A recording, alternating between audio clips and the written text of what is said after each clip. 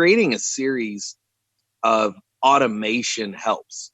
So first of all, understanding who you're targeting and then creating what's called the strategic message. This is the Sales Babble Podcast, episode 319, How to Optimize Your Sales Through Marketing, an interview with Josh Ramsey.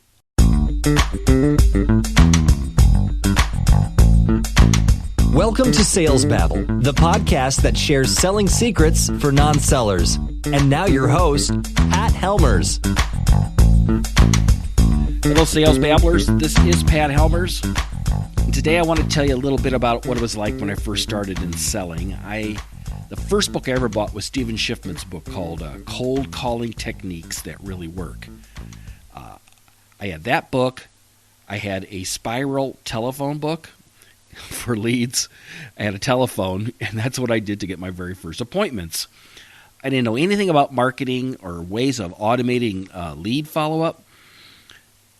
And it's something I was pretty ignorant about for many, many years, which is one of the reasons why I started Sales Babble, because I wanted to learn all about content marketing and how to leverage social media, and automated email lists, and search engine optimization, and things like that. So every so often, I like to get an expert here on the podcast to talk about marketing in a way that's relevant for salespeople. And that's why I've got Josh Ramsey on here today. He's a whiz at marketing and an expert at sales too. And in this episode, Josh is going to give us 8 examples of guerrilla marketing that you can actually implement. We talk some about strategy, but a ton of tactics in this interview today. So I'm certain you're going to find a ton of value in this episode. But before we get to the interview, I'm really excited about the telebabbles. Last week went extremely well. People are very engaged. We talked a lot about advice on how to raising your productivity while working at home. Very engaging conversation. People were laughing. It was awesome. If you look into this episode's show notes, you can see that I've actually made a recording on a Google Live of the telebabble if you'd like to listen. And I'm recording them now for posterity. Make sure and check them out. Again, those are every Thursday at 4 o'clock Central, 5 o'clock Eastern, 2 o'clock Pacific Time. If you go to salesbabble.com/telebabble, there you can go and register to get reminders and directions on how to attend the Telebabble teleconference. Lastly, I'm going to be hosting a live webinar Wednesday, May 13th. That's next week on 13th. And the topic's going to be on how to launch a B2B podcast. Totally free. We're going to talk about what it takes to start a podcast. We're going to talk about what it takes to get on a podcast, how you can use a podcast to leverage, how you can use a podcast to boost your brand, your authority, influence, and most importantly, something we talk about all the time here on the podcast, trust. Like I always say, don't you know, podcasting is the new blogging, the new content marketing. Again, links to that will all be in the show notes. And so, with no further ado, let's get to it. Welcome, Joshua. You ready to babble? I'm ready. Joshua, when you and I bumped into each other on LinkedIn, you said that you are a fractional CMO, Chief Marketing Officer. What's that? Well, essentially, a fractional CMO is a step in between a marketing person that works and has a pretty good idea what marketing is, but the company outgrows them and they need some help before they can really afford to hire the high-powered, high-level CMO for their company, a chief marketing officer. So I kind of carry that space in between the general marketing guy and a full-blown, full-time chief marketing officer for a company. Where exactly is that point where people need to grow when it comes to marketing? Because there are a lot of companies out there, they got one marketing person, they run their Instagram account, right? Things like that. But when is it time to do that next step? It's a fantastic question, and there's no right answer. Every company, as you probably understand already, they draw in different revenue. So it's hard to say that if a company's at 2 million versus 10 million, if they need that next level. I think some of it becomes a gut feel from the business owner of saying, you know what, for the last 2, 3, 5 years, we've been plateaued, and they're trying to figure out kind of a new strategy, a way to grow beyond where they're at. They basically hit that wall, and they're trying to figure out how to get to the next level, but they can't really jump above. Most of the clients that I work with have an ad agency, and they're trying to hold them accountable to figure out what the agency's doing right and wrong, and how to hold them more accountable and still grow. This is a sales podcast, and our listeners are like sales managers, account reps, account executives, SDRs, those kinds of people. And I think there's always a lot of confusion when it comes to what's marketing and what's sales, how the two go together. And that's kind of what I wanted to bring you on the podcast, because I would like to get some clarity to that, because it's not clear. Yeah, so I met with a client of mine that kind of had the same question last week. And he wanted to go out and just start pounding the pavement, so to speak. In the sales world, they talk about pounding the pavement and cold calling. And my conversation with them was essentially, how many of these prospects that you want to hit are sitting in their office and ready for you to walk in and talk to them? And he said, not many. I said, how do you think that they're going to respond if you walk in cold and start trying to talk to them? And he said, well, I at least can get my face and my literature in front of them. I said, that works, but what if we could create a system that puts your toe in the door, maybe your knee in the door, and then your hand, and then you can literally walk in with your head and say, here I am. And we can magnify the effectiveness of your sales strategy. And you as a salesman, we can magnify it and what I call optimize and maximize your opportunity, so you're more effective. And his response essentially, in short, was, yeah, how do we do it? And that's the difference in between marketing and sales. Marketing is meant to magnify and highlight who you are as a salesperson and your sales strategies as a company or individual. And when you have that magnification, companies tend to want to talk to you a little bit more. It just enhances your visibility and your overall strategy. So what kind of things can we do to get that foot in the door? And especially in the context of, what if I don't have much of a marketing department and I'm the sales guy? What kinds of things can I do to warm that up? There's a lot of what I would call guerrilla style marketing that you can use on your own without having to spend any money.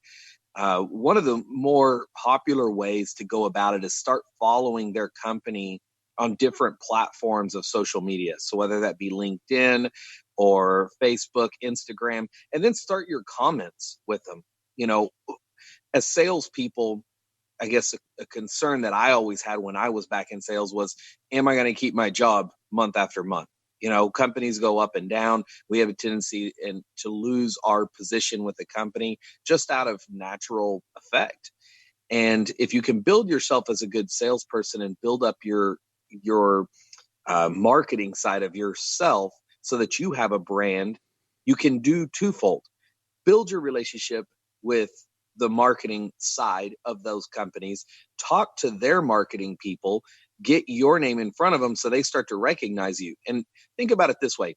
If you have a friend and you're on Facebook and they're liking every comment and they're responding to your comments and your posts, all of a sudden your friend is now more aware, or you are more aware of this person following you, commenting, giving suggestions. So that's one of a very easy way of a handful of ways to do it. What's another? You know, I think in engaging them with a handwritten letter, I've seen this work many times. You can do your due diligence creating what a lot of salespeople understand the concept, but it's a knockdown list is what I call it. The knockdown list is compiled information of your target persona, of who you want to talk to, and then following up with them, not only through the social media, but just sending them engaging articles, engaging content. I heard of one gentleman, he would understand his persona. He would then read articles about that industry. He would then print out those articles, handwrite a note, put it in an envelope, and mail it to his prospect. So he gives them information, and then he follows it up with a conversation that says, hey, this is who I am, and I read this article and I thought about you. I love it. I love it. What if you could explain something that's super confusing, I think, but I think maybe I not fully understand this. The distinction between a persona, an avatar, and an ideal client. I was looking and researching a little bit about kind of a confusion in the marketplace recently. And there's two different ways to look at, and I'm going to kind of change a little bit of your vernacular, if you will, for just a second. But you have market segments. What's that? Please do. Please change the vernacular, because I'm clueless. Well, I was clueless, but I'm confused. Yeah. So essentially you start at the core, and the core is B2B versus B2C. Business to business is where you look for the persona. It's who the actual person is and what characteristics or traits that they have as an individual. So that individual would be on this type of platform and doing this type of industry. And it's more B2B if you can identify a specific person. A target market is different.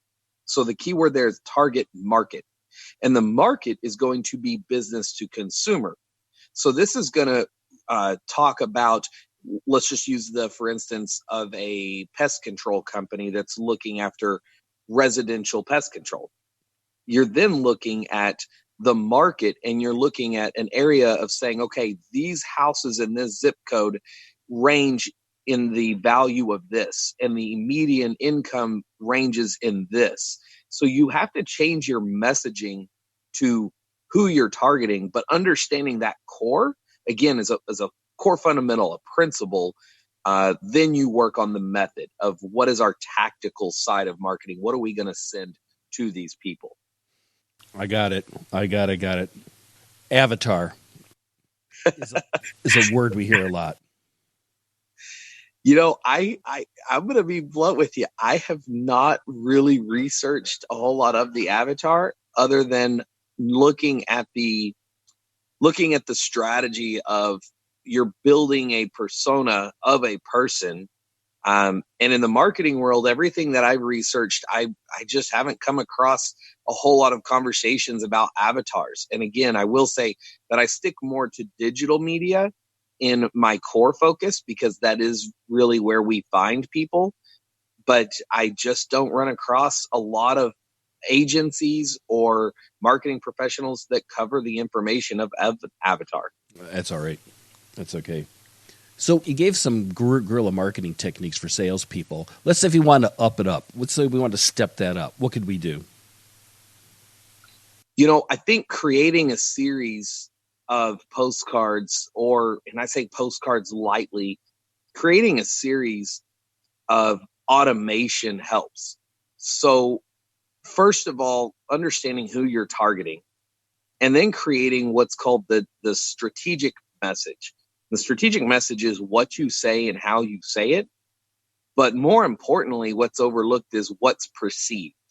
We try to have good language. We try to have good content, but the perception oftentimes is missed, and we don't focus on what is perceived by our messaging. So working through that messaging, they say, I hear all different theories, but essentially it's 7 touch points in marketing before you really capture someone's attention. Yeah, I've heard that. Yeah. So when you look at it that way, and I go back to one of my initial parts of this podcast, you look at how you're going to interrupt somebody.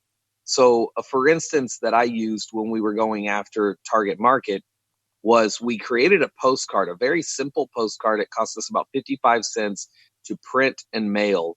And it just did an introduction. It just basically said, this is who we are. The next step was a larger postcard that we knew was going to catch their eye. So we did a larger postcard, about 6x9. And this oversized mail piece landed in their office, and it became more more of an identification and an introduction. And we threw an offer in there. And then we took it to the next level where we really wanted them to pay attention, and we really wanted to ensure that we were going to be in front of that business owner. We were going to get that information to them. And what we did with that strategy is we took a box, which only cost us about $5.50, and we inserted something really interesting and engaging and interrupting into this box, and we mailed it out to them. And we ended up getting about 6 phone calls initially from this campaign. And what we had done is we were a pest control company focusing on companies that we knew had to have pest control. So restaurants or multifamily living. And we said, hey, what can we put in there that's going to really shock and awe them, but not put them over the edge where they hate us? And we ended up putting a 6-inch rat and a 6-inch roach into this box. And we got such an overwhelming response. We kind of had a mixed result. We had about 3 people call us and politely cuss us out. The secretary was not happy. And then we had another 3 people laughing so hard that they thought it was the greatest thing. And we ended up setting 4 appointments out of those 6 phone calls. So even the ones that were unhappy, you were able to convert them into an appointment. Yeah. We basically had scripting ready, and we knew what we were going to say and how we were going to say it. So we kind of prepared for the persona of they could be angry or they could be happy. So knowing that, again, in the sales world as well, understanding what could happen as you create your messaging and you walk into an office. I used to script that when I was doing heavy sales. I would script out what are going to be the objections and what are the advantages? How do I overcome their objections? And I would focus on that as a core. What objections are they going to have, and what options do I have to overcome their objections before they even name them? So I wonder if you could give us some ideas or some rules of thumb on what kind of expectations when it comes to metrics. Like if I send out X number of, let's say, postcards or something like this in a campaign similar to this, what kind of conversions into a conversation can I expect? And then from that, what kind of sales closing can I expect? So there's going to be different strategies, and it all is going to start with your persona of who you're trying to target. And I can't say that enough, because when you don't lay the groundwork well enough, then your execution will essentially fail you. And I know a lot of people don't have a huge budget in the sales world, because now you have to convince your marketing team, if you have one, you have to convince your higher ups to allow you to do this campaign. But the execution really has to come down to, what is your persona going to pay attention to? And that's where I would focus, is no matter what your industry, what you're doing, what your budget, what is it that they're going to pay attention to? Is it mail? Is it a box? Actually get a letter. It's handwritten. And then you really want to work through your messaging, because once you get that opportunity to be in front of them, what you say in those first few seconds is either going to trigger and they're going to want to talk more, they're going to want to pay attention more, or it's going to fall flat and you've lost your opportunity. But as far as conversions go, you really have to pay attention to your messaging, because that campaign I told you about with the roach and the rat, we ended up closing 12 of 150 targets. But we ran the second year a new 150 targets, same everything, right? But a different 150. We took a different strategy and we got 0. Absolutely nothing. Not even one phone call. We couldn't even get people to answer the phone when we called them as a follow-up. They would not take our call. And I told the business owner ahead of time that I strongly felt that it was a bad approach. I felt like it was not going to work. And he argued with me and said, ultimately, he said, I'm the business owner. We're going to do it my way. And I said, okay, You're but the I boss. don't want to have this blowback if it fails. And I said, when you ask me what is a fractional CMO and what do they do, this is part of it. Part of it is understanding the persona and understanding what the experience that I bring. So just using myself as a fractional CMO and a marketing guy for as many years as I have, which is, I started in 2003.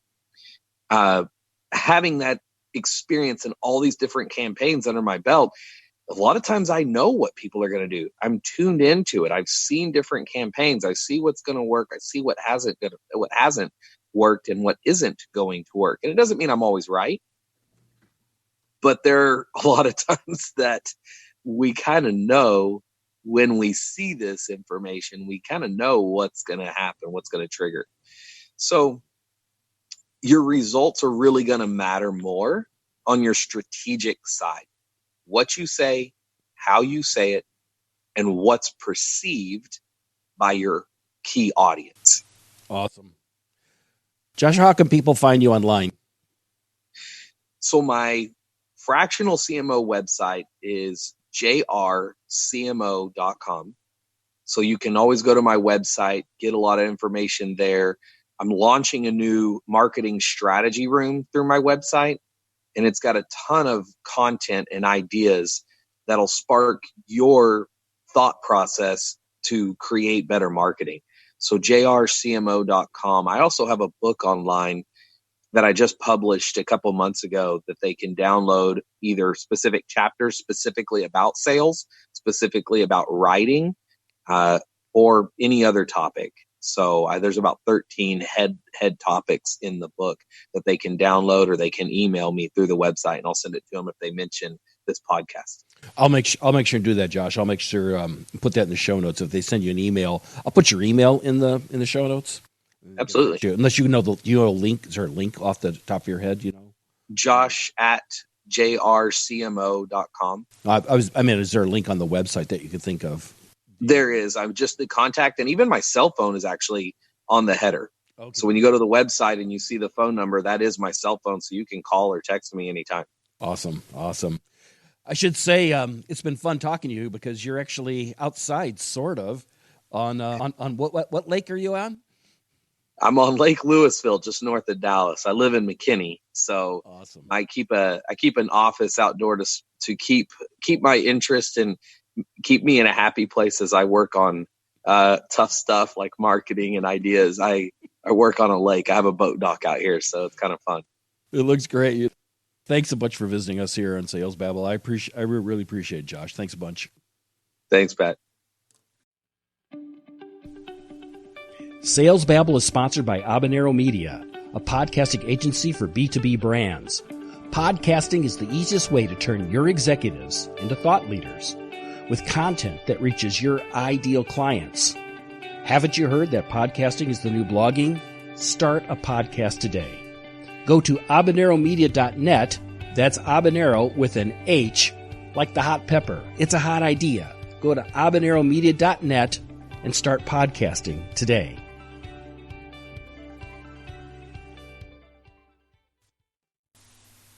To connect with Josh and to get his ebook and all of the things that he mentions here in the podcast, I have links to him and his website in the show notes at www.salesbabble.com/319.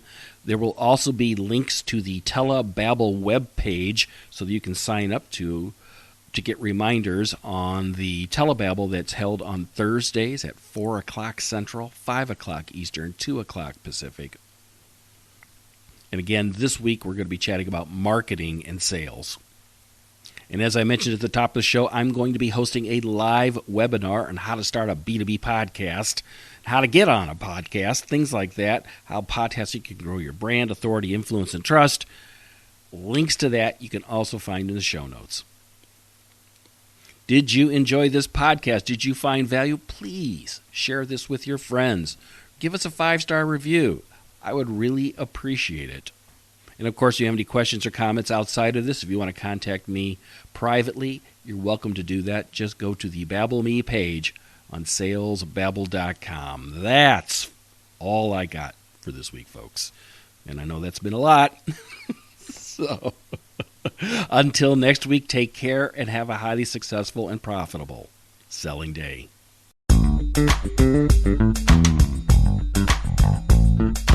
Thank you for listening to the Sales Babble podcast. Find us at www.salesbabble.com.